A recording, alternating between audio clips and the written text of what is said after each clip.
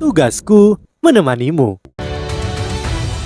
你们身为神形，却掀起战争，使生灵涂炭，害神之戒。 Hai sahabat masuk, kembali bersama Miminata di sini. Kali ini kita akan melanjutkan menyelam dalam alur cerita novel Solen 2.5 Legenda Alam Dewa. Sebelum masuk ke dalam cerita, Mimin ingatkan, jangan lupa like, comment, and subscribe.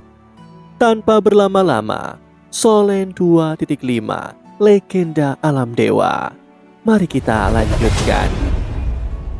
Penghalang tebal alam dewa juga membuat semua dewa merasa lebih nyaman. Para dewa yang mengikuti dewa kehancuran untuk memperluas alam dewa menundukkan kepala karena malu. Kini semua orang mengerti bahwa dewa laut Tangsan benar.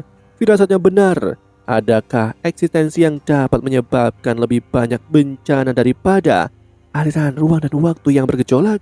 Akhirnya, tentakel pertama dari turbulensi ruang dan waktu tiba. Gumpalan awan kelabu mendarat ringan di permukaan perisai alam dewa.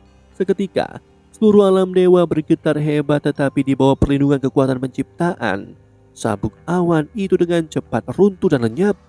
Kecepatan terbang, aliran ruang dan waktu yang bergejolak juga melemah secara signifikan akibat tabrakan dengan alam dewa.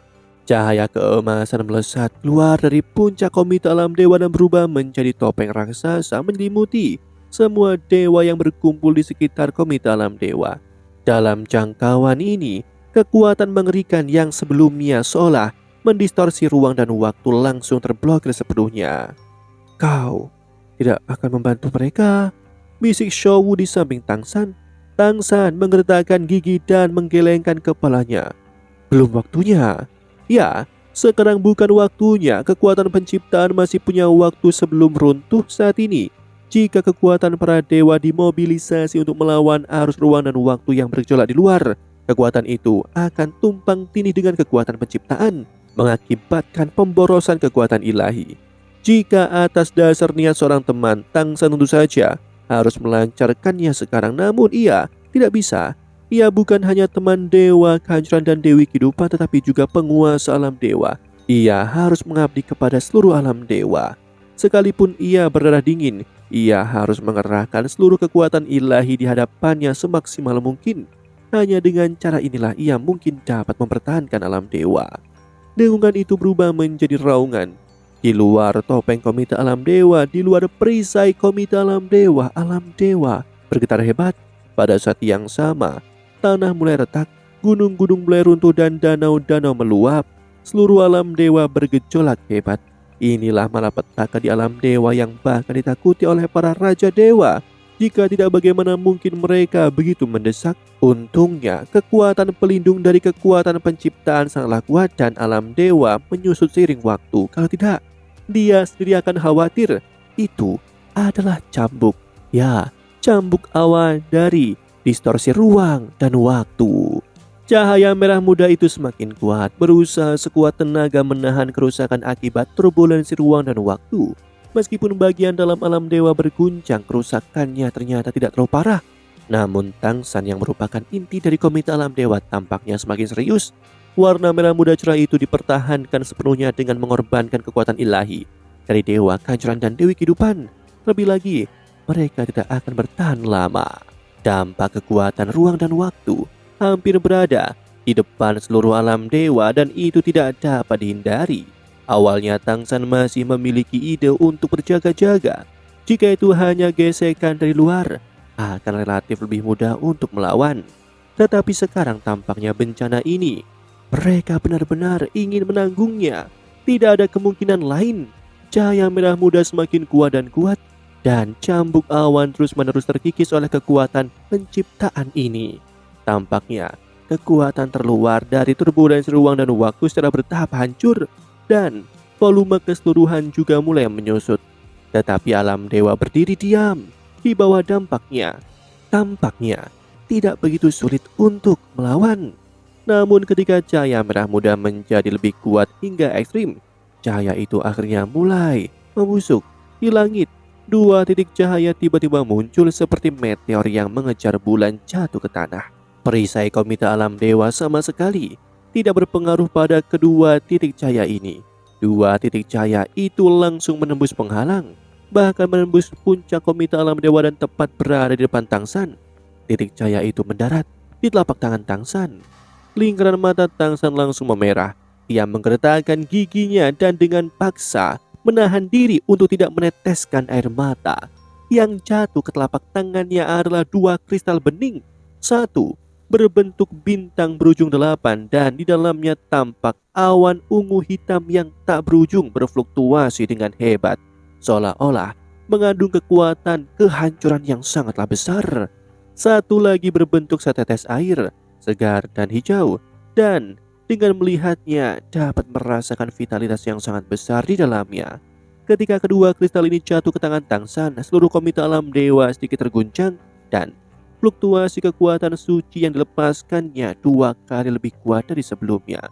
Mata para dewa tingkat 1 yang hadir semuanya meredup.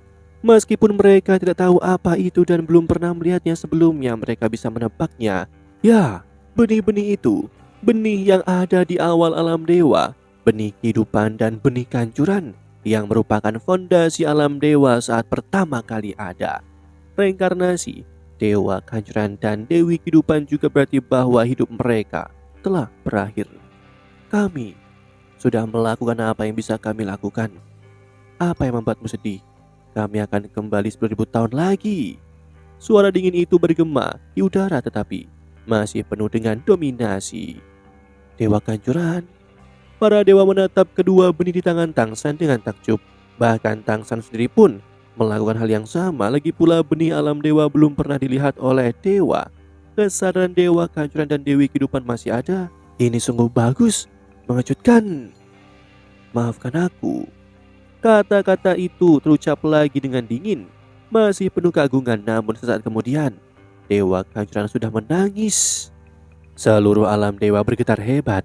Melalui fluktuasi cahaya di pusat alam dewa, samar-samar terlihat bahwa tepat pada saat ini seluruh alam dewa tampak sedikit menyimpang dari posisi aslinya dan lapisan terluar lingkaran cahaya merah muda yang penuh dengan nafas penciptaan perlahan-lahan melemah. Alam dewa mulai berubah dari kemakmuran menjadi kemunduran. Tangsan menarik nafas dalam-dalam, menekan luapan emosi di hatinya. Ya, tugas dewi kehidupan dan dewa kehancuran telah selesai. Mereka tidak hanya menekan kembali alam dewa tetapi juga mengendalikan kekuatan suci kedua dewa tertinggi dan dengan pengorbanan mereka dengan paksa menekan gelombang serangan pertama dari arus ruang dan waktu yang bergejolak. Langkah selanjutnya adalah di tangan mereka. Tangsan berseru, turbulensi ruang dan waktu akan datang dan para dewa segera bersiaplah. Aku dewa Asura bersumpah di sini, bersumpah untuk hidup dan mati bersama alam dewa. Begitu kata-kata itu muncul, run emas muncul di sekitar tubuh Tangsan. Run-run emas ini membumbung ke udara dan langsung berubah menjadi lapisan kabut yang terpancar dari komite alam dewa, membentuk lingkaran cahaya keemasan di langit. Setiap dewa yang berkumpul di sekitar komite alam dewa dapat melihatnya dengan jelas. Ini adalah cara terbaik untuk meningkatkan moral para dewa di saat bencana seperti ini. 7 dewa elemen saling memandang dan pada saat yang sama mengangkat tangan kanan mereka, bersumpah ke pusat alam dewa. Kami bersumpah untuk hidup dan mati bersama alam dewa. 7 dewa unsur jauh lebih kecil daripada Tangsan tetapi masing-masing mewakili air, api, tanah, angin, cahaya, kegelapan, dan angkasa. Suara dewa juga keluar dari komite alam dewa. Aku, dewa kerusakan, bersumpah untuk hidup dan mati bersama alam dewa. Suara dewa kerusakan terdengar penuh semangat. Kami bersumpah untuk hidup dan mati bersama alam dewa. 7 suara lain terdengar serempak dan ke-7 dewa dosa asal bersumpah dengan ekspresi serius yang sama. Ada sedikit senyum di mata ke-7 dewa elemen dan Vulkan, dewa api, berkata sambil terkekeh, sepertinya orang-orang ini tidak begitu menyebalkan lagi.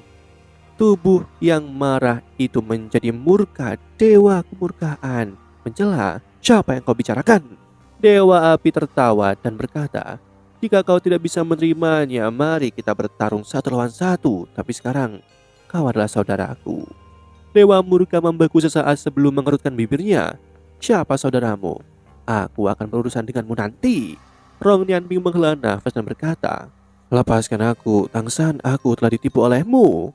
Meskipun ia mengeluh, ekspresinya berubah serius. Sesaat kemudian, ia tersenyum pada dewa emosi Dayu Hao di sampingnya dan pada saat yang sama berteriak dengan suara berat, "Bersumpahlah untuk hidup dan mati bersama alam dewa." Di luar komite alam dewa, banyak dewa tingkat kedua dan ketiga serta sejumlah besar petugas dewa mendengarkan sumpah khidmat satu persatu dan memandangi lingkaran cahaya yang memancar dari lingkaran dewa yang mewakili eksistensi tertinggi para dewa.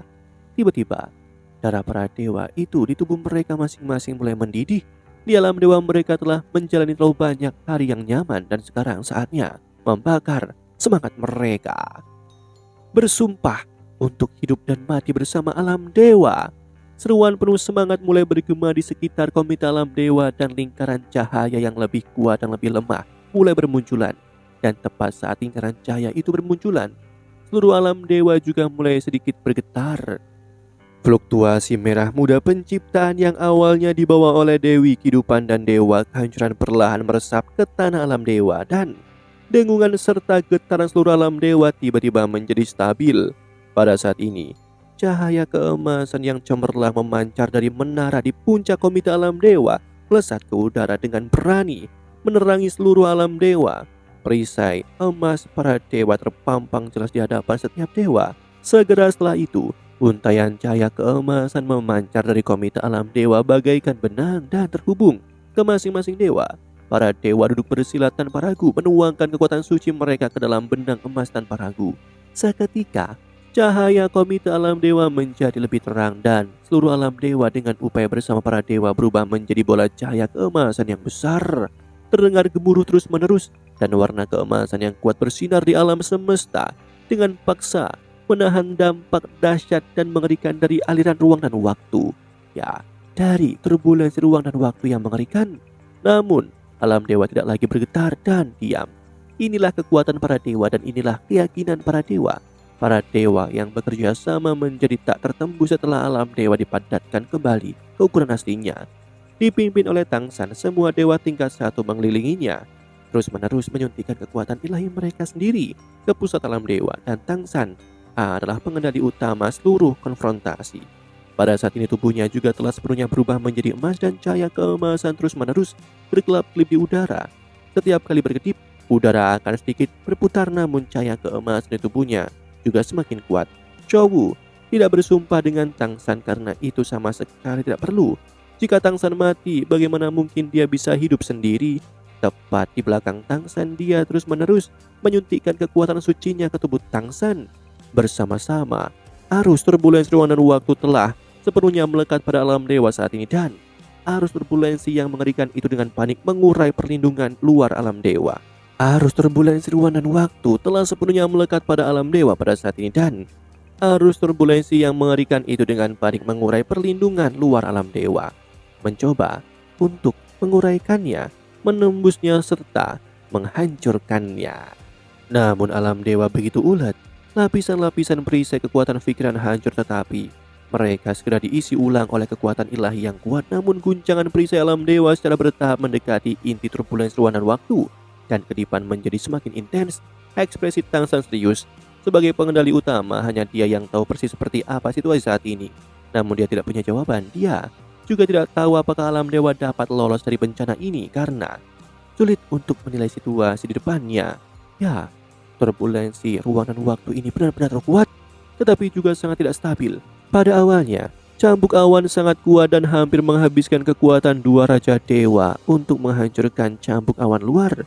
Namun, turbulensi ruang dan waktu itu tampak melemah dan alam dewa kembali stabil berkat upaya para dewa. Namun, turbulensi ruang dan waktu semakin intensif di saat berikutnya dan semakin kuat. Tangsan juga tidak dapat memperkirakan seberapa kuat inti turbulensi ruang dan waktu ini. Tidak diragukan lagi, inti turbulensi ruang dan waktu akan menjadi eksistensi paling menakutkan dalam bencana ini, tetapi juga memiliki kekuatan dan kelemahan.